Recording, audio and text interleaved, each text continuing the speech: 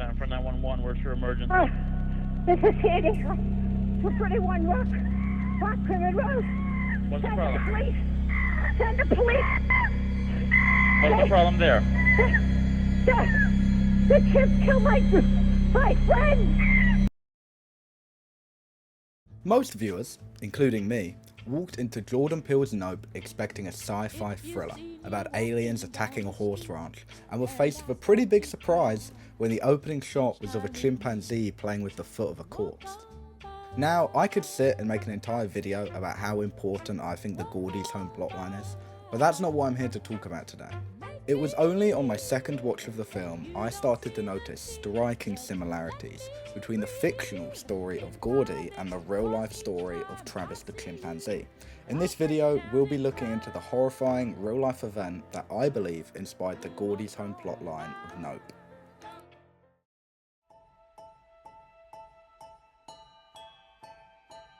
Back in 1995, Sandra and Jerome Harold purchased a 3-day-old chimpanzee from the Missouri Chimpanzee Sanctuary for just $50,000.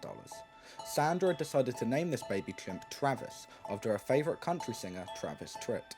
As the Heralds continued to raise Travis, he became almost a micro-celebrity in the town of Stamford, Connecticut.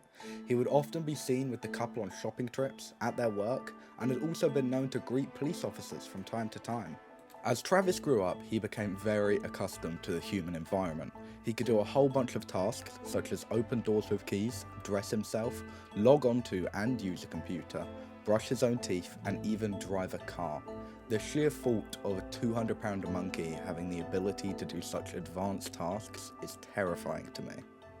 Sadly, Jerome Harold passed away to cancer in 2004, and their only child also sadly died in a car accident in 2000. Because of this, Sandra started to treat Travis like her adopted son. She would eat with him, bathe with him, sleep with him. Sandra would treat him like royalty, feeding him things like lobster tails and filet mignon. She would often refer to the chimp as her own son and give him children toys to play with, his favourite being Tickle Me Elmo.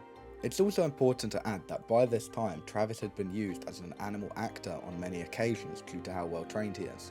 It's quite hard to find the exact things he's been in because chimpanzees don't exactly have an IMDb, but I know he acted in an Old Navy commercial as well as a Diet Pepsi one. This is the first similarity seen between the stories of Gordy and Travis. Both chimps were used and exploited as animal actors, and this story only gets more and more similar as it goes on.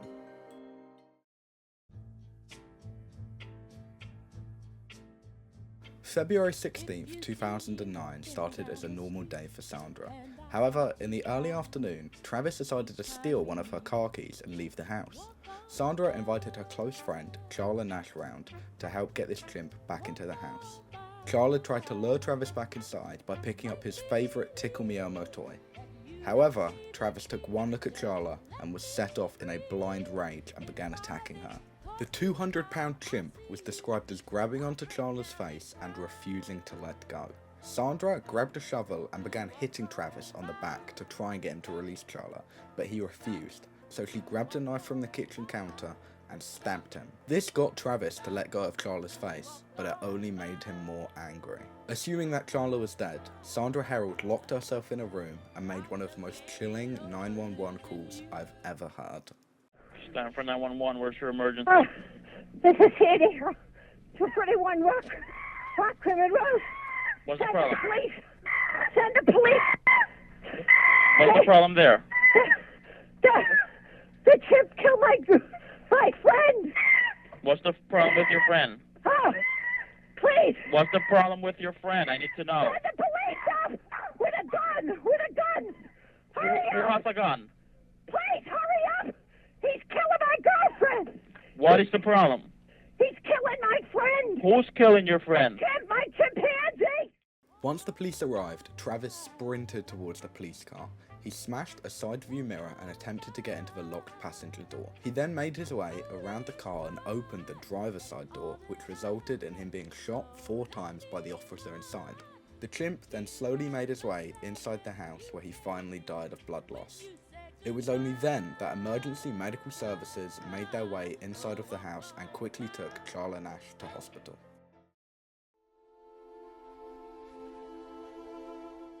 Now you're probably sitting here thinking, well, there's been plenty of chimp attacks in the past. What makes you so sure that it's this one specifically that inspired Gordys Home? And while Travis having a past of acting can be argued as why, it's what happened after the attack that brings it all together. After being rushed to hospital, Charla went through 7 hours of surgery by 4 different teams of surgeons. Travis had broken nearly all the bones in her face, torn away her eyelids, nose, jaw, lips, and most of her scalp, rendered her blind, and fully removed one of her hands and most of the other. The attack was apparently so horrific that the hospital provided free counselling to staff members who treated her due to how extraordinary the wounds were. A movie star ape ripped someone's face off? I'm sure you've heard that one before. From there, Charla Nash did not make any public appearances or show her face until months later. In November 2009, she agreed to do an interview with the Oprah Winfrey Show, her first appearance since the attack. Now I know this is a bit of a stretch, but I think it's important to mention that Oprah is mentioned many times throughout Nope, with OJ and Emerald trying to get the Oprah shot of Jean Jacket. Throughout this infamous interview, Charla wears a veil covering her face. This is a direct parallel to the veil that we see Mary Jo Elliott, Jupe's co-star, wear in the film. Mary Jo can be seen wearing this veil at the Star Lasso experience just before Jean Jacket attacks, and it looks nearly identical. I mean, take a look for yourself. While a lot of these parallels between Gordys Home plotline and the Travis attack could be deemed coincidental, I think the use of the veil makes it very clear that Jordan Peele used the events of the 2009 attack as a reference for Nope. But what do you guys think? If you enjoyed this video, it would mean a lot if you could drop a like and subscribe, because lots of research went into this and I'd love to do more things like this in the future. And I'll see you guys in the next one.